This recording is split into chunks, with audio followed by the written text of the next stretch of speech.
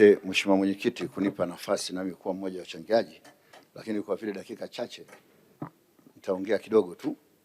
Labda mimi nataka kusema tu kwamba moja ya wizara ambazo zinategemewa kwenye nchi ni kilimo. Kilimo ndio kila kitu kwa wananchi wa Tanzania, kwa wafanyabiashara wa Tanzania, kwa viongozi wa Tanzania. Na ndio maana hata ukiangalia mzunguko wetu wa pesa, hasa dola, inakuwa stable wakati watu wanauza korosho, watu wanauza pamba, watu wanauza tumbaku, watu wanauza mazao, utakuta kila kitu kinakaa vizuri. Lakini kama kilimo hizo makubwa sana kwenye nchi. Kwa hiyo nchi inategemea sana wakulima wadogo na sio wakulima wakubwa. Wakulima wadogo wanategemewa sana kuliko kitu cha aina yote. Lakini namna ya uwezeshaji kwa hawa wakulima wetu, tunamuomba sana Mwenyekiti, Mheshimiwa Waziri wetu wa sasa hivi hakikisha kwamba uwezeshaji kwa wakulima wadogo unakuwa mkubwa na ahadi za wakulima zinakuwepo.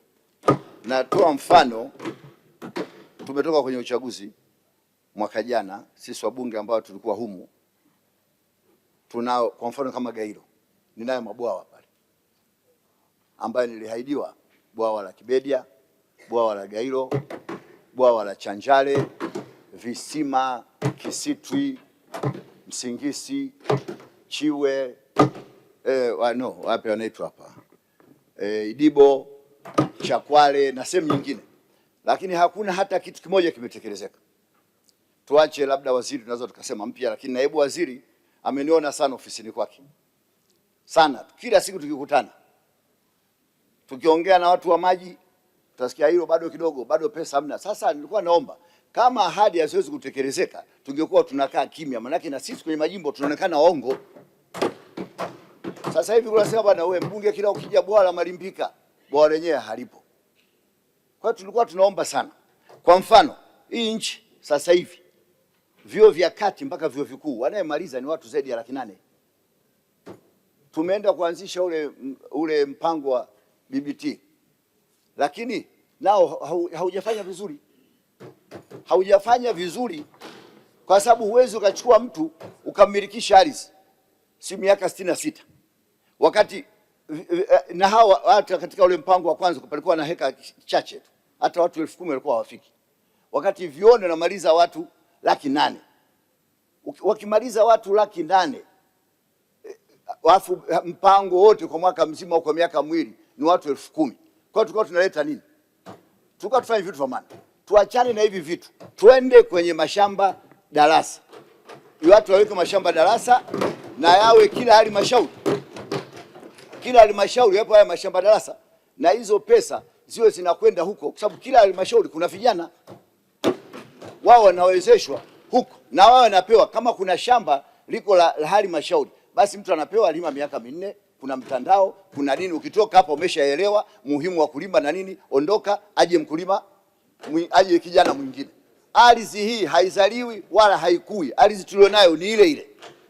Sasa tukianza kuiwekea mipango mibaya, tutakwenda kwa watu wachache, afu watu vijana wengine watakuwa hujui tena umuhimu wa kilimo. Tuache hizi habari za kuanzisha. Nimeona hapa kuna hii inaitwa Naesa.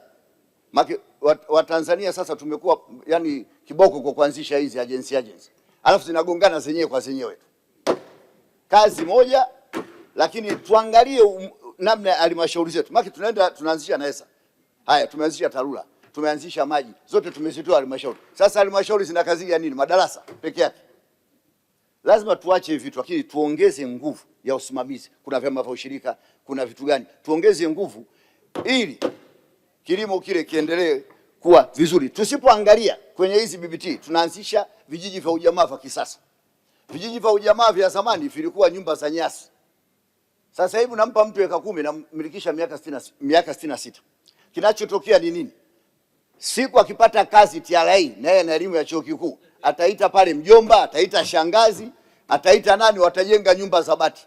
Kwa hiyo utakuja kushangaa mnaanzisha vijiji vya ujamaa vya kisasa badala ya mashamba. Kwa hiyo ndio kweli. Na mheshimiwa tuliongea, na nashukuru sana mheshimiwa ni msikivu, na tulikubaliana kwamba tutakwenda Gairo ukaangalie mabwawa. Mimi nilichimba mabwawa binafsi 7. Alikuja naibu waziri wakati ule Mavunde alinisifu sana, tukiangalia hapo. Nimetoa mashine za umwagiliaji zaidi ya 400 pale jimboni kwangu. Leo watu wanalima kila siku, wanatoa semitela 5, 4 za mboga mboga na mazao mengine kwenda Dar es Salaam. Lakini ndio maana tukapewa yale mabwawa. Lakini mabwawa mpaka leo hayapo. Naomba sana utusaidie Mheshimiwa Waziri, utupe hayo mabwawa, na wewe najua msikivu na naibu wako waziri anakunongoneza. Mheshimiwa Mwenyekiti, taarifa. Nashukuru sana. Taarifa Mheshimiwa Mwenyekiti. Lete taarifa. Taarifa Mheshimiwa Mwenyekiti. Hapa Kingu.